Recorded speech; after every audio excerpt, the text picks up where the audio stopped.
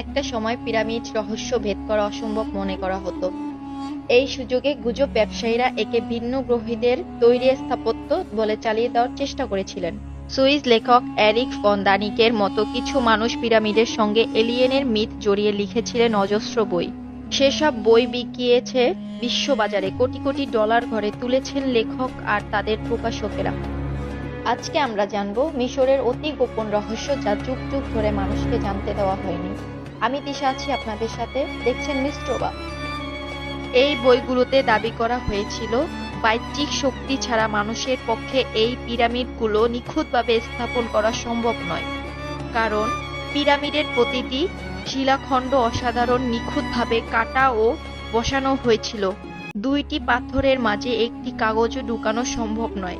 শিলাগুলো ছিল 25 থেকে 80 টন ওজনের, যা আনা হয়েছিল নীলনদ থেকে।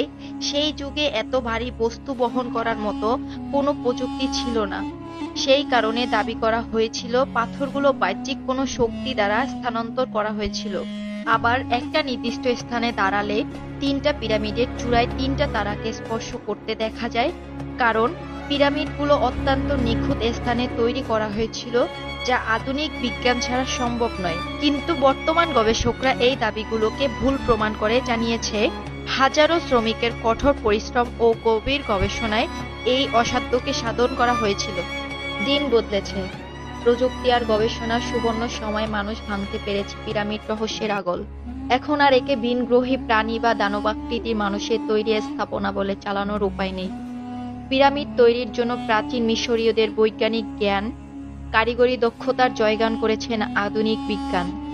অনেকখানি উদ্ঘাটিত হয়েছে কিভাবে তৈরি হয়েছে এসব অক্ষয় কীর্তি। পিরামিডের ঐতিহাস মৃত্যু মোড়ানো। তাজমহলের মতো ভালোবাসার প্রতীক নয় পিরামিড। প্রাচীন মিশরের ফারাও তাদের পারিবারিক কবরের রক্ষা কবচ এগুলো। পিরামিডের আগেও কবর ছিল রক্ষা কবচ। মাস্তাবা নামের এক ধরনের আন্ডারগ্রাউন্ড ঘর তৈরি করে তার ভেতরে লাশ রাখা হতো। মাস্তাবা আসলে 4 কোনা ইট পাথরের স্তূপের মতো। মৃত ব্যক্তির মর্যাদার উপর নির্ভর করে এগুলো তৈরি হতো, মাটি, ইট বা বিভিন্ন ধরনের পাথর দিয়ে। হ্যাঁ, সেকালেই ইট তৈরি করতে জানত মিশরীয়রা। মাটি, খড়, বালু ইত্যাদি দিয়ে ইট তৈরি হতো। ফারাওদের মাস্তাবার দেয়াল তৈরি হতো লাইমস্টোন দিয়ে।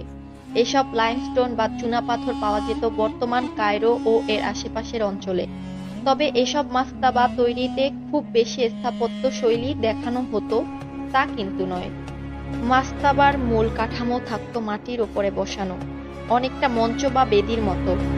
বাইরে থেকে দেখলে নিরেট মনে হবে। থাকতো 2টি দরজা, একটা আসল আর একটা নকল। এসব দরজা দিয়ে ঢুকলে আপনি ঘিরে পড়বেন 4 কোণা সরু টানেলের ভেতর। এই টানেলের ভেতর নামলে আর দেখতে হবে না। গভীর টানেলের ভেতর দিয়ে গিয়ে পড়বেন সত্যিকারের কবরখানায়। 4 কোণা কফিনের মতো জায়গাটা। সেখানে থাকতেও পারে ফারাওদের মৃতদেহ। যদি মৃতদেহের হদিশ পান, তাহলে ধরে নেবেন সঠিক দরজা দিয়েই আপনি ঢুকেছিলেন।